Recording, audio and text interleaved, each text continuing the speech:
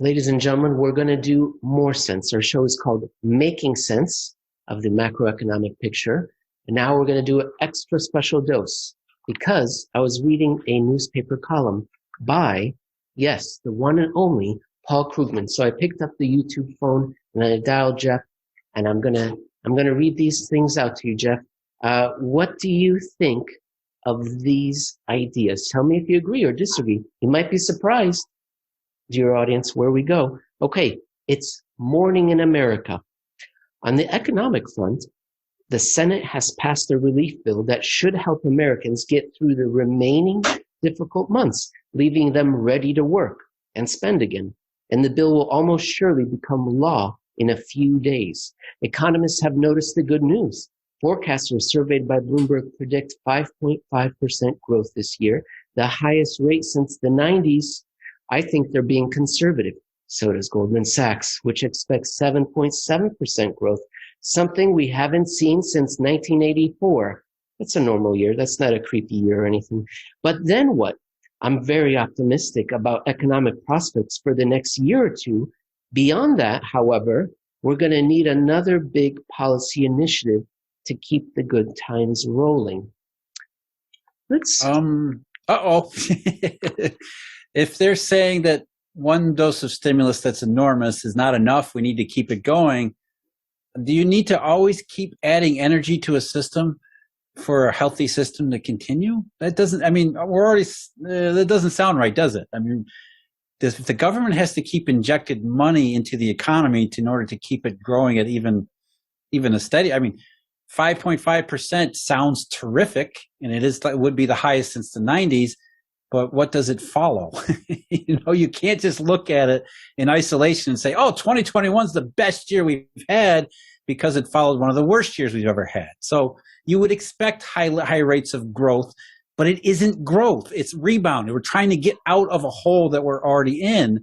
And that's really the point. If the government has to keep coming in and shoveling trillions in cash into the economy, just hoping that a couple of $100 billion of it show up in GDP, then something's not right. Something's actually broken. This is not optimistic whatsoever. That's right. And I don't believe that Mr. Krugman is optimistic, because the title of his column is Will Stagnation Follow the Biden Boom? And it was posted, of course, at the NYTimes March 8th. So I think there might be some similar thinking, some agreement. And here we go back to Mr. Krugman. And once the big spending is behind us, we're all too likely to find ourselves back in a condition of quote-unquote secular stagnation, an old concept recently revived by Larry Summers. I know it's an obscure piece of jargon, but what it means is a condition in which the economy has persistent trouble maintaining full employment, even with ultra-low interest rates. An economy subject to secular stagnation will still have occasional good times, but policymakers will find it difficult to offset bad news, like the bursting of a financial bubble. And it's interesting that he goes back to secular stagnation and then says, even though interest rates are low, because he's talked about this before, especially Paul Krugman. He blames his version of secular stagnation on fiscal austerity. For years and years and years, even during the Obama years, he said the government's not doing enough. We can only expect the Federal Reserve to do so much in monetary accommodation. Remember, it was Krugman who went back to 1990 in Japan, said the role of a central bank is to credibly promise to be irresponsible. So even then, there's only so much a central bank can do in his formulation. But it's interesting that he's noted this secular stagnation while also saying, well, the central banks have at least been accommodative. Haven't you seen interest rates? They're very low. And so, again, mainstream economics, as Milton Friedman said in the 60s, gets it entirely backwards. Low interest rates aren't telling you the central bank has been accommodative like the early 1930s when interest rates fell, not rose. Interest rates are a sign that money's tight. And so if we think interest rates are telling us something the opposite of economists, and economists are having a very difficult time trying to figure out what's going on with secular stagnation, at least they see secular stagnation, the answer is right there in front of you. They just don't know how to interpret it. And it's also interesting, and I think important, what you're saying here, Emil, and why you bring this up, is that he doesn't expect this to change. Yes, the government has come in with massive stimulus, but it's in his formulation, at least what he said so far, is that it's going to create what people call a sugar high. The economy is going to go seemingly recover this year, but then what? And again, when you put that back to in kind of the context with what happened last year, we're not really recovering. We're just kind of rebounding, and we're really arguing about what level we end up rebounding to. I think it's a point of perspective to your former point about the low interest rates. Traditional economics, orthodox economics, believe central banks are central. Therefore, they set the rates low. If we didn't believe that the central bank was central, that it was the private banking system, then we would realize they're the ones setting it low and the central bank is following their lead. And I think then maybe there would be a connection of, oh, there's a problem here. Let me continue. This is a bad place to be. There's a growing consensus among economists that the U.S. economy spent most of the decade after the 2008 financial crisis producing less and employing fewer people than it should have. We may have finally gotten close to full employment on the eve of the pandemic, but even that isn't clear. Jeff, I know this is the Jeff Reacts Live show, but I've got to react to this. There's a growing consensus among economists that the last decade stinks and it's the worst. A growing now consensus now, but not yet, Jeff. Maybe, I don't know, maybe. This is, there are real people's lives that are suffering, and the jobs that you don't have where you've got them, but you don't know if you're going to keep them, and your salary is not growing very strongly. And economists, I know we say they're like a couple months late after the recession has officially been declared. This is more than a decade, and it doesn't speak very well about the profession. So no, especially since during those, especially 2017 forward, globally synchronized growth, how they were talking about how this was it. This is growth is. It's a boom. It's an absolute boom. And now many economists are starting to revise themselves and say, well, maybe we're a little bit too rash in our optimism. Even though there's any number of things you could have said, the unemployment rate, inflation, all these other things. But even go back to the secular stagnation thesis. Again, labor market. Keynes had identified in the 1920s, deflationary pressures come out in the labor market first and foremost. So going back to what Krugman wrote in this article here, when he said that an economy that can't seem to ever get to full employment and stay there. Why? What is the reason for it? Low interest rates, labor market problems, secular stagnation. All of these things are the same thing. They're different symptoms of the same thing, but because we're supposed to believe in economists and their central bank centered model, we can't identify the very thing that's causing all of these problems. Exactly why we find ourselves in this condition is a subject of some debate, but a few factors are obvious. A drastic slowdown in the growth of the working age population reduced investment demand, so did an apparent slackening in the pace of technological progress.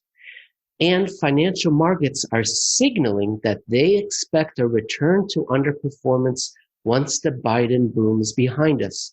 These days, interest rates are, in effect, a barometer of economic optimism, and these rates have, in fact, risen as the rescue plan has moved toward the finish line, but the rise has been modest, comparable to the taper tantrum of 2013, and minor. Oh, not even comparable. I mean, it's not. We're not even 2013 or 2017. It's not even close to that. So. That's right. We did a few shows and we showed some graphs. It's literally. But I understand what he's saying is that this isn't all that impressive, as we've made that point repeatedly.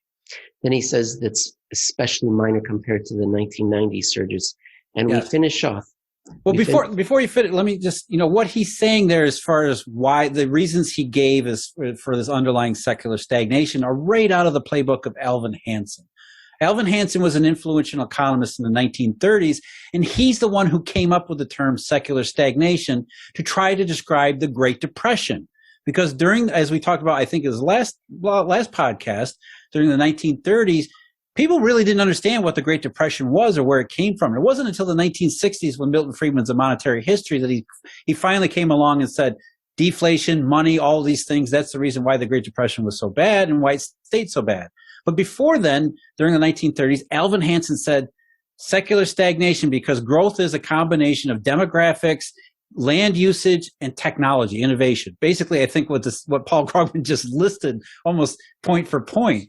And what he said in the 1930s is we've seen demographics fall off because of the 1920s. There was lower birth rates and things like that. It appeared as if technology and innovation had stagnated because we had a burst of activity, a burst of innovation in the early 20th century, and then, sort of matured by the 1920s and 1930s. And underlying that, the United States had used up we'd basically gone coast to coast. There was no more land to conquer, therefore no more growth from land. So this is why it isn't that the Great Depression is a monetary event, it's that we've run out of all these things and so we're screwed. And of course, the reason I bring this up is because obviously that wasn't true. Like the communist argument where they say, capitalism had reached its end. That's what Alvin Hansen was saying in a different way, is that, look, America had a great run, but it's over now. And that wasn't true at all. Once they fixed the monetary system with Bretton Woods, things got better on the other side, especially as the global economy became more integrated, had a globalized economic growth.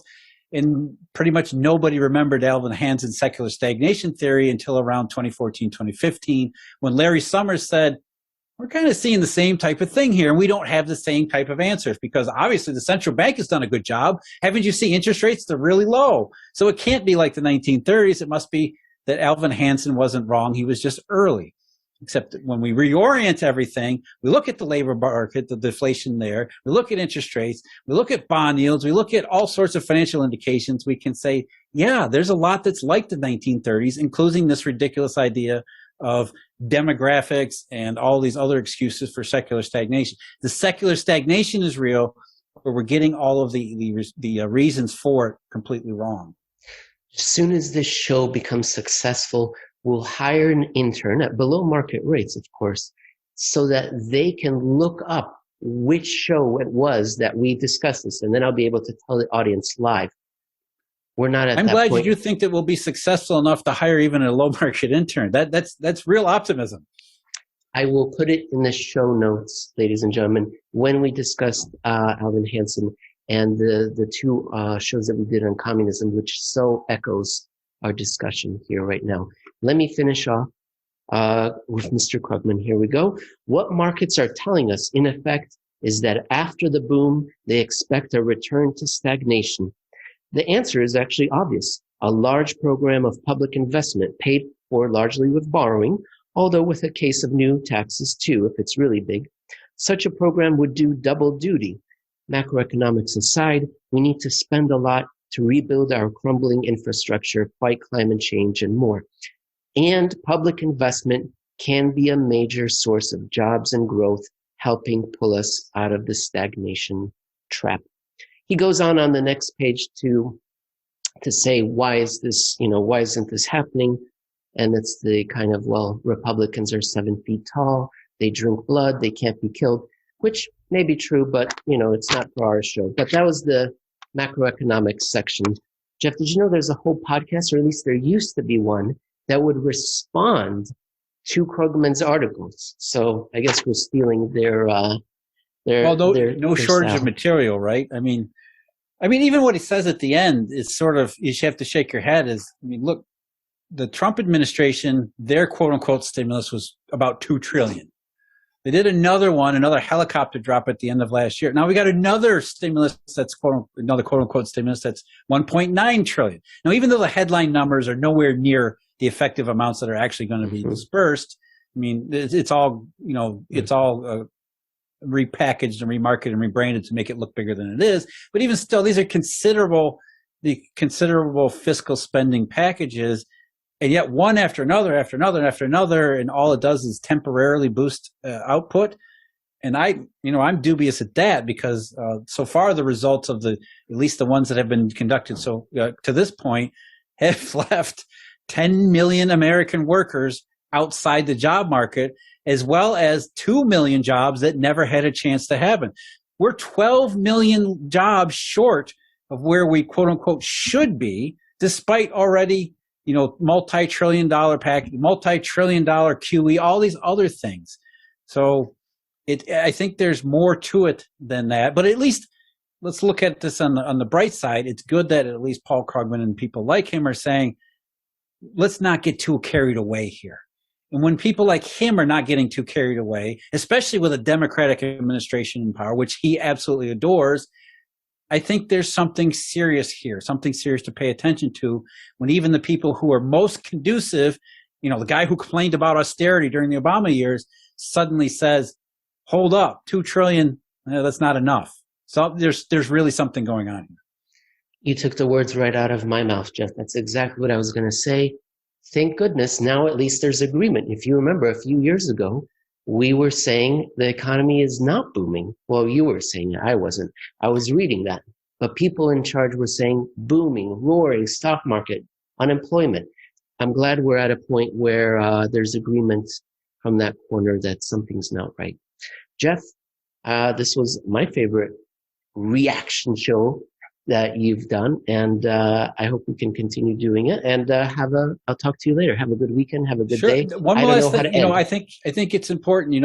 I hadn't seen this article before, and you reflexively you think, oh, Paul Krugman, I'm not going to. This is going to be bad.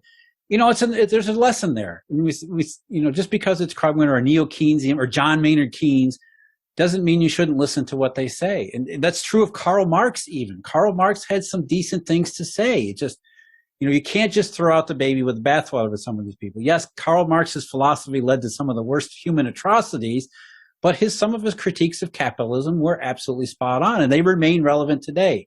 So, maybe a lesson that we need to be more open-minded about even listening to people who, when we hear their name, we go, oh, like Krugman. And it's good that if we do reach a consensus where people like him and us can agree on some of these big issues, that's a good thing. That's a very good thing. I used to be like that. I used to be political, and if it was Keynes, then especially Marx. But more recently, maybe about 5 years ago, I became more pragmatic, I hope, and I changed. And I heard some of the ideas from Marx, and I realized, that's not bad at all. And just as you said right now with Krugman, I think there's a lot of agreement there between the more agreement University. than not. Absolutely, there's much more we agree on than we not. I think where we disagree is in getting to the real crux of the issue of why these things are happening and continue to happen. But at least as sad as it is, that moving forward, progress is finally putting this boom nonsense behind us and realizing that the last, as you call it, the silent depression stops staying silent. Thank you, Jeff. I'll talk to you later. All right, take care, Emil.